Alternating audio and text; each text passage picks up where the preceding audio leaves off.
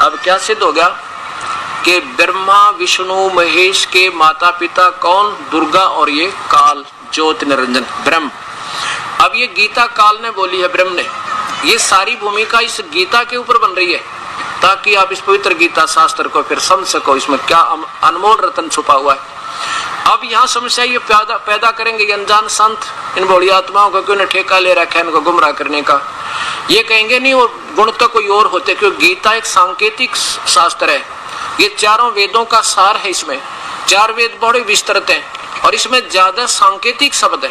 और गीता में ये लिखा कि अर्जुन जो वेदों का सही जानकार होगा ना, वही शास्त्र को समझा होगा ना, सबके बस की बात नहीं।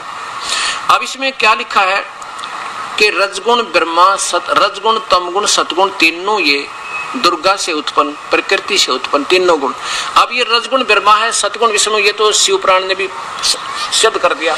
पर इसके साथ साथ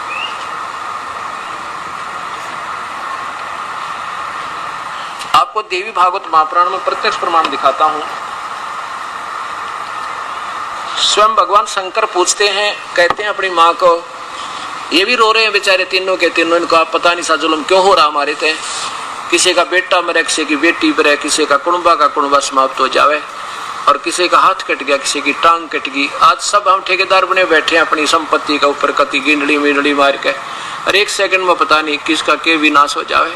तो ऐसे जुल्म में, जैसे पीछे देखा आपने गुजरात के अंदर 26 जनवरी सन 2000 का वो दुखदायी दिन आज भी भूला नहीं जाता। जिन परिवारों ने सारा जीवन खो दिया था उस 3-4 मंजिल की इमारत बना के, और उसी के नीचे दबकर 2 मिनट में खत्म हो गए, ढूंढे नहीं पाए। ऐसा ये काल का जाल है। तो ये होता किसके कारण है? भगवान शंकर के द्वारा होता है। किसी प्रकार का उपद्रव चाहे यहाँ होता है, ये मीडिया इसको इसी ने बनाता है काल, क्योंकि ये एटम बम बना लिया और रिमोट उसके हाथ में है, जब दबा दे ये अपनी पूरी वो दिखा देता है। ये फिर बाद में साइंटिस्ट इसमें ऐसे ये हो गया था फलाना कुछ हो जाओ, होने वाली बात हो चुकी, अच्छा आइडिया लगाए जाओ क्या हो बुझते हैं। अब यहाँ देखिएगा, ये है देवी भागवत महापुराण पवित्र शास्त्र, जो वेद संस्कृत, हिंदी और संस्कृत दोनों है।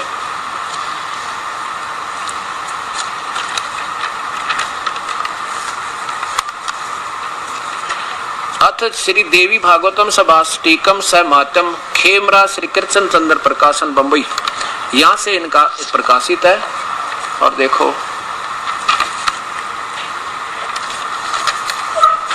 अब इसमें तीसरा सकंद देखिएगा, ये दूसरा समाप्त हुआ, तीसरा अथ श्रीमद देवी भागवते भाषा टीका युक्ते तृतीय सकंद प्रारंभते। इसमें शुरू में ही भगवान शंकर स्वयं कहते हैं, ये 7वां श्लोक समाप्त हुआ, मंत्र 8वां प्रारंभ होता हिंदी।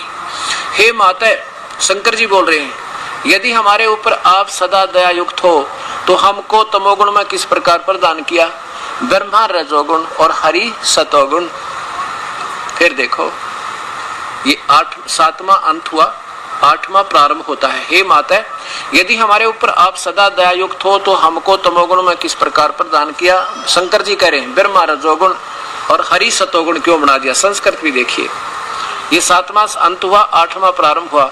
यदि दया धर्मना न सदाम्बिके कथम अहम विहित च, मुझे क्यों बना दिया तमोगुण। और कमल जय माने कमल से उत्पन्न होने वाले ब्रह्मा को, देख ध्यान यहाँ रखो, कमल जय, कमल से उत्पन्न होने वाले ब्रह्मा जी को रजोगुण संभव, रजोगुण क्यों बढ़ा दिया। और सुवित किमो सतोगुण हरि, यानी विष्णु को आपने क्यों सतोगुण बना दिया। अब ये भी दुखी इस बात से, ऐसा जुल्म होता है तब, लेकिन ये काल ने इसको इंस्ट्रक्शन दे रखी दुर्गा ने कि मेरा भेद किसी को दे दिया तो मेरे से बुरा नहीं होगा, इसलिए बेचारी डर की मारी कुछ नहीं बताती और इनको गोलमाल रखती है, गोलमोल रखती है। अब गीता जी देखिए, ये सिद्ध हो गया कि रजगुण ब्रह्मा है, सतगुण विष्णु, तमगुण शिव जी। अब पवित्र शास्त्र गीता में तीनों भगवानों की, दुर्गा और इस काल से उत्पत्ति आपके सामने प्रवेश होगी, पेश होगी, देखिएगा। अध्याय नंबर 14 और श्लोक नंबर 3, 4, 5 में ये आपके सामने आएगा।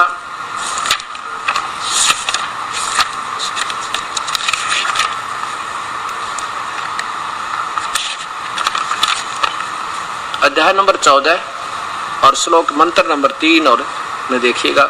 हे अर्जुन, मेरी महत मूल प्रकृति दुर्गा सभी प्राणियों की गर्भाधान स्थान है और मैं बीज स्थापन करने वाला पिता हूँ।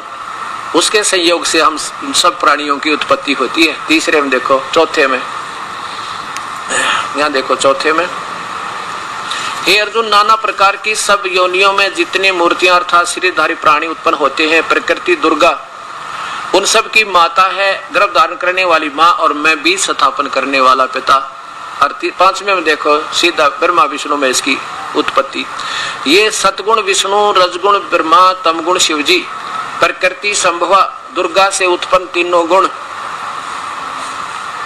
अविनाशी जीव आत्मा को शरीर में फंसा कर रखते हैं, ये उड़ जाकर रखते हैं। अब देखो ये हो गया पीएचडी का शास्त्र, और इसका अनुवाद किया इन पहली क्लास वाला ने, इन टीचरों ने। आप ज्ञान नहीं तुम क्या लिखने जा रहे, इसका अनर्थ करके दे दिया। अब आपके सामने आएगा सत्य ज्ञान। अब ये सारी कथा इस गीता जी के 7वें अध्याय को सुनाने के लिए आपके सामने पेश की है। इसमें ये 5 श्लोक आपको सुनाऊंगा और उसके बाद फिर देखना क्या रहस्य आपके सामने आएगा। 7वें अध्याय के 12 श्लोक में लिखा कि अर्जुन, इन तीनों गुणों से जो हो रहा है इसका निमित्त मैं ही हूं, मेरे से कारण समझो। रजगुण से जीवों की उत्पत्ति, सतगुण से सतिथि और तमगुण से संहार, इसका निमित्त मैं हूं। लेकिन मैं इनमें नहीं, ये मुझ में नहीं, क्योंकि ये काल इनसे न्यारा रहता है, इनको कभी भेद नहीं देता। ये इस ब्रह्मलोक में, इस एक ब्रह्मांड में भी इनसे अलग रहता है।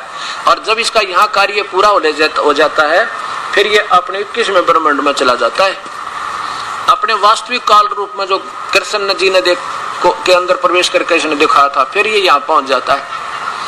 यहाँ ये एक तपस्शिला है, आपको दिखाऊंगा। ब्रह्मा कुमारी वाले जो कहते हैं ना, वहां पे एक बिंदु बिंदु दिखा, जोत जलती दिखा, यह तपस्शिला दिखा नादाना ने, और जहाँ 1 लाख को रोज भून के खाता है। ये अभी दिखाऊंगा आपको। सदाशिव तो एक काल है, और इसी की पूजा के लिए जो ना सबको आरूढ़ कर रहे हैं, कहते हो सदाशिव की भक्ति करो, सदाशिव की, वो है सब कुछ। अब देखो, अब थोड़ा सा हिंट दे दो इनका।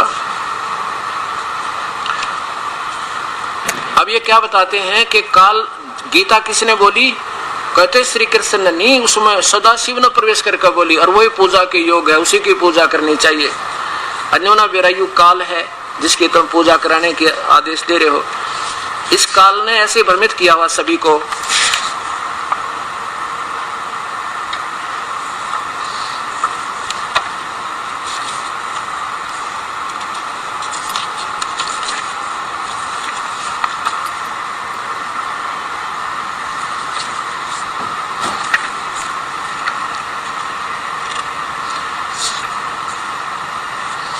ये कहते हैं गीता किसने बोला, कि सदाशिव ने। अब एक बताओ, जब वो सदाशिव काल गीता बोल ही गया, तो अब दोबारा क्या बोला भाई? वो अब बोल रहा है तो वो तो बोल नहीं सकता, क्योंकि गीता से भिन्न वाणी आ रही है उनकी। इसका मतलब है उसमें कोई भूत बोल रहा है वो लड़की में, और सबको गुमराह किए हुए। देखिए ये ब्रह्मा साप्ताहिक पाठ्यक्रम और प्रजापति ब्रह्मा कुमारीश्वरीय विश्वविद्यालय, पांडव भवन, आबू पर्वत, राजस्थान। इसमें ये क्या बताते हैं, क्या गीता के भगवान को जानना जरूरी है? ब्रह्मा कुमारी कहती है हाँ, जीवन में पवित्रता, सुख और शांति की प्राप्ति के लिए इस प्रश्न का बहुत गहरा संबंध है। देखिए गीता के भगवान के महावाक्य, हे वत्स, तो मुझे याद कर और मैं तुझे सब पापों से मुक्त कर दूंगा। वैसे तो ये कल सुनाऊंगा सारी कथा इनकी, पर चैप्टर दूसरा है इसलिए ज्यादा ना सुनो। ये कहने का भाव ये है कि श्री कृष्ण में प्रवेश करके ये देखो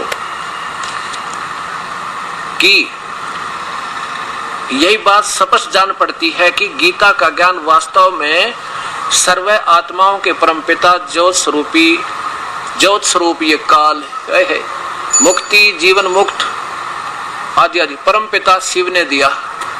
परमपिता शिव ये काल है, और बिल्कुल ठीक है। इस काल ने गीता श्री कृष्ण में प्रवेश करके काल गीता बोली, और ये नौके यही पूजा के योग्य है, इसी की और नौके उसका आकार कोई नहीं, केवल एक बिंदु दिखाई देता है। और निराकार कहते हैं उसको, ना साकार कहते हैं। कहते वो भगवान जो है निराकार है। निराकार माने उसका शरीर नहीं है। क्या दिखाई देता? केवल एक बिंदु दिखाई देता, बिंदु ज्योत दिखाई देती है। और वो ज्योत क्या है ना, तपस्या दिखे वहां पर, जहां पर 1 लाख ने जीव न खावे, और उससे उसको ये देख कर प्रसन्न होते रहते हैं बोली आत्मा।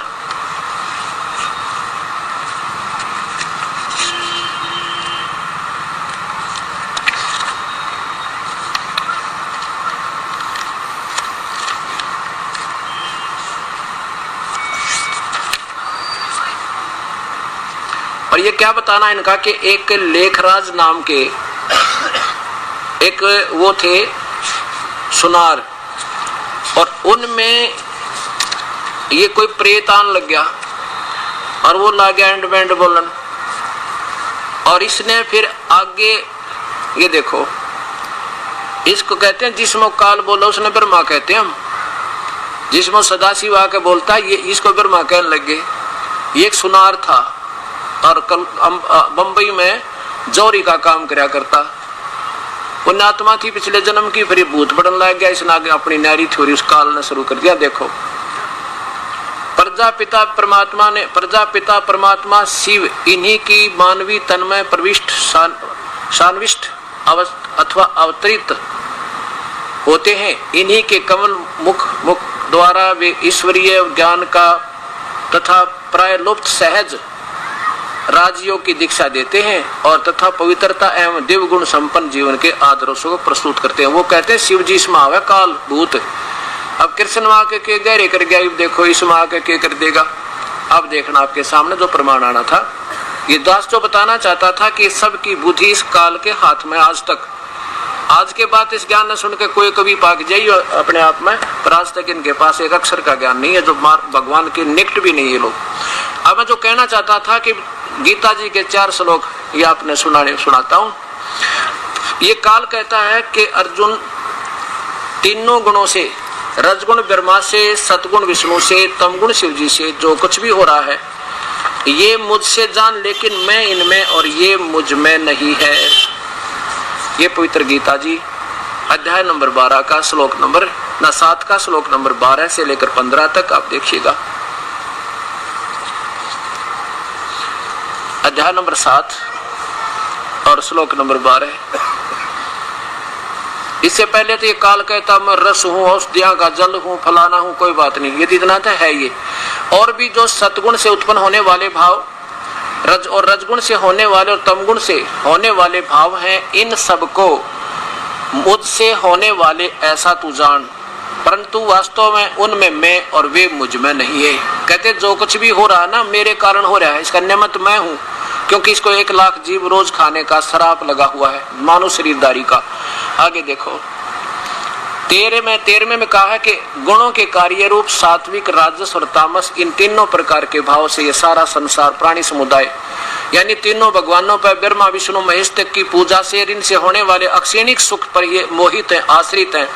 इसलिए इन तीनों गुणों से परे ब्रह्मा विष्णु महेश से परम शक्ति मुझ अविनाशी को नहीं जानता।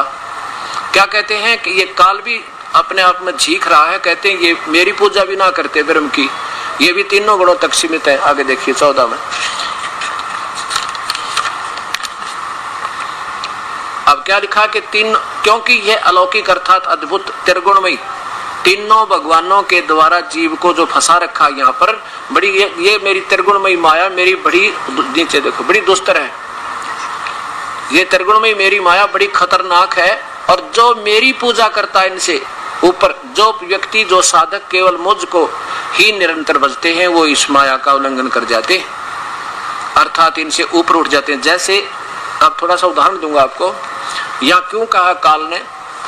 अब जैसे एक तो मंत्री होता है एक प्रांत का, और एक मुख्यमंत्री होता है। ये काल तो एक ब्रह्मांड में मुख्यमंत्री, और इसके पुत्र तीनों ये मंत्री हैं इसके। तो ये क्या कहता है कि ये भी एक राजनीति होती है कि कहीं ये लोग इस पे आधारित रहते हैं, मेरी पूजा छोड़ रहे हैं। तो ये क्या कहता है कि ये नादान इन ब्रह्मा विष्णु महेश तीनों गुणों के द्वारा होने वाले अक्षणिक सुख पर आधारित हो गए और इनसे तगड़ा मैं हूं, मेरी पूजा छोड़ दी, ये मेरी भक्ति भी ना करते। क्या बताना चाहते हैं? जैसे मुख्यमंत्री कहे कि तो, क्योंकि वो कहेगा कि भी एक मंत्री पर आधारित ना हो जाए पब्लिक, इसलिए उसका भी एक राजनीति होती है। वो संकेत करता रहता है कि मैं ये कर सकता हूँ, आम जीव ऐसा नहीं कर सकता। तो ये कहना चाहता है कि मेरी भक्ति इनसे कुछ अच्छा लाभ दे दूंगा, लेकिन ब्रह्मा विष्णु महेश की भक्ति कति रिजेक्टेड है। अब देखिए ये स्वयं कहता है कि ये 7वें अध्याय का 13वां श्लोक 14वां फिर पढ़ के फिर 15वां देखियो, अध्याय नंबर 7 का और श्लोक नंबर ये देखो नीचे 14वां, इधर देखो 14वां देखो कि क्योंकि ये अलौकिक अर्थात अद्भुत त्रिगुण में मेरी माया बड़ी खतरनाक है और जो साधक मुझको निरंतर बस, क्योंकि पूजा का जिक्र चल रहा है, तो तीनों गुणों की पूजा ब्रह्मा विष्णु महेश की पूजा जो करते हैं वह कहते हैं वो मेरी जो पूजा करता है तो इनसे ऊपर उठ जाता है, इनसे ज्यादा राहत मैं देता हूं। आगे देखो अब 15वें में कमाल कर दिया कि इस त्रिगुणमयी माया यानी ब्रह्मा विष्णु महेश से होने वाले अक्षणिक सुख के ऊपर जो आधारित मूर्ख लोग इन्हीं की पूजा में जो लीन है, जिनका इन्हीं के द्वारा मिलने वाले राहत से ज्ञान हरा जा चुका है, वो असुर स्वभाव को धारण किए हुए, ओए होए असुर माने राक्षस भाव स्वभाव वाले मनुष्यों में नीच ए परमात्मा और मुझे भी ना बचते अर्जुन, ओए होए दूषित कर्म करने वाले भक्ति के बुरे कर्म है ये जो ब्रह्मा विष्णु महेश और नीचे की पूजा करते हैं। मूढ़ लोग माम न प्रबंधते, मेरी पूजा नहीं करते। और तरह की कितनी संज्ञा दी है भगवान ने, ब्रह्म ने, कि तीनों गुणों के पुजारियों को देखिए इस ब्रह्मा विष्णु महेश से मिलने वाली अक्षणिक सुखों के ऊपर आधारित इनकी पूजा में जो लीन है, जिनका ज्ञान हरा जा चुका है, वो असुर स्वभाव को धारण किए हुए राक्षस स्वभाव के मनुष्यों में नीच ओए होए और बुरे कर्म भक्ति के दुष्कृति ने दूषित कर्म करने वाले मूर्ख लोग मेरी भक्ति भी ना करते अर्जुन। अब देखो अब ये काल भी रो रहा है, कहते हैं ये नीचे चिपके रहे मेरी मुझे भी याद ना करते। अब ये क्या कह रहा है कि ये मूर्ख लोग मेरी, क्योंकि ये कहता है कि जैसे मुख्यमंत्री कहे भाई इनसे ज्यादा तो मैं लाभ दूंगा, लेकिन फिर ये कहता है कि मेरे से ऊपर एक और शक्ति है। आगे दिखाऊंगा अभी तुरंत इसके साथ कितनी बढ़िया संज्ञा दी है। अब तीनों गुणों की पूजा ब्रह्मा विष्णु महेश के उपासकों को राक्षस स्वभाव का क्यों कहा, दुष्ट आत्मा क्यों कहा, मूर्ख क्यों कहा?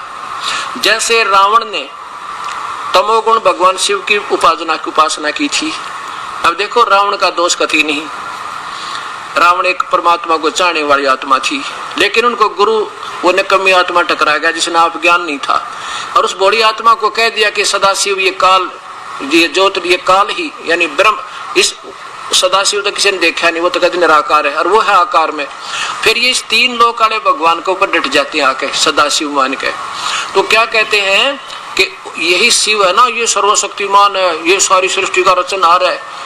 अब उस प्यारी आत्मा रावण ने प्रभु की तरफ में अपने गुरुदेव की वाणी को सत्य मान के और फिर क्या किया, ओम नमः शिवाय और ओम नाम के जापते हैं अपने प्रभु को प्रसन्न करने के लिए, शिव को प्रसन्न करने के लिए यहां से काट कर 10 बार चढ़ा दिया शीश। इतनी सैक्रिफाइस यानी ड्यूटी सोल थी।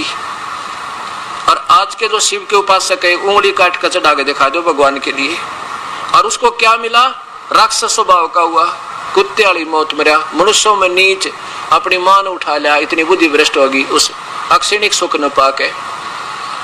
अब राक्षस स्वभाव का राक्षस कहलाया और कुत्ते वाली मौत मरा, शिव जी का उपासक, तमोगुण का उपासक। उसके बाद एक भस्मागिरी नाम के तपस्वी थे भगवान शंकर के पास।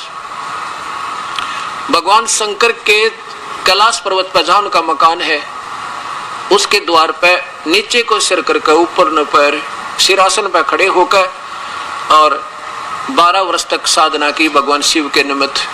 भगवान एक दिन पार्वती की प्रार्थना पे भगवान शिव ने कहा कि आप तो सर्वशक्तिमान हो और दे दो अपने सेवक क्या मांगना चाहता है। शिव जी कहने लगे मांग बेटा, क्या मांगता है साधक, मांग ले तू। भस्मागिरी कहने लगे ऐसे नहीं मांगते भगवान हम, आप वचनबद्ध हो फिर मैं वर मांगू। अब बेटा वचनबद्ध हुआ, मांगो। अब खड़ा हो गया, वचनबद्ध होते ही खड़ा होकर कहने लगा भगवान भस्म कड़ा दे दो। भगवान ने सोचा भी ठीक है, संत है, जंगल में रहता, अपनी रक्षार्थ मांगता होगा, दयालु है ये तीनों भगवान, वैसे तो बड़ी अच्छी आत्मा इनकी। अपना निकाल के कड़ा अगले बेटा ले जाता। अब जब कड़ा हाथ में आ गया ना, फिर ने कहा बोले बेटा होशियार, शिव जी से कहता बोले बेटा होशियार, तुझे मारूंगा।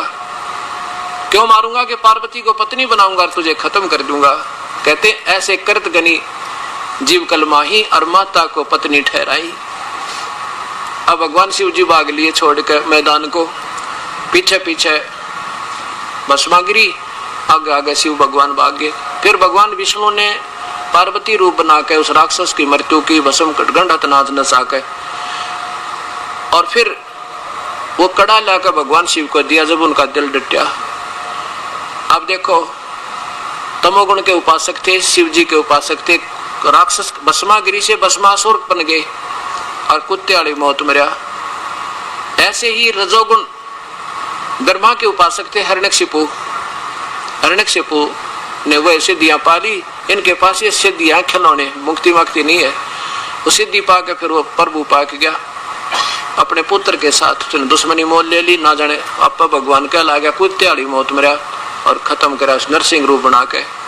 ऐसे ही हिरण्यकशिपु, इसने विश्वामित्र ने तपस्या की थी, विष्णु की साधना की थी, अपने ही साथी उसके वशिष्ठ मुनि के 100 पुत्रों की हत्या कसाई की तरह कर डाली। और एक अनमोल उदाहरण देता हूं आपको, प्यारी आत्माओं, ये मत समझना कि दास किसी का जो है किसी की बुराई करना चाहता है या किसी को हे बताना चाहता। मैं तो इस पवित्र शास्त्र को फॉर एग्जाम्पल कोड करके आपके हृदय में चिट्ठी जताना चाहता हूं कि ताकि आपके बात समझ में आ जाए। आज से 350 वर्ष पूर्व एक कुंभ का मेला भरा था हर की पैड़ी हरिद्वार में। उसमें ये सभी गिरी और पुरी, वैष्णो और नागा, नाथ और ये कनपाड़े, सब ये तीनों गुणों के उपासक महापुरुष वहां पहुंच गए। वैसे तो ये शास्त्र विरुद्ध साधना है किसी तीर्थ पर जाने की या किसी ऐसे कुंभ के मेले मनाने की, गीता में प्रमाण नहीं है, तो वो शास्त्र विरुद्ध साधना। और गीता जो है वेद समझो चारों।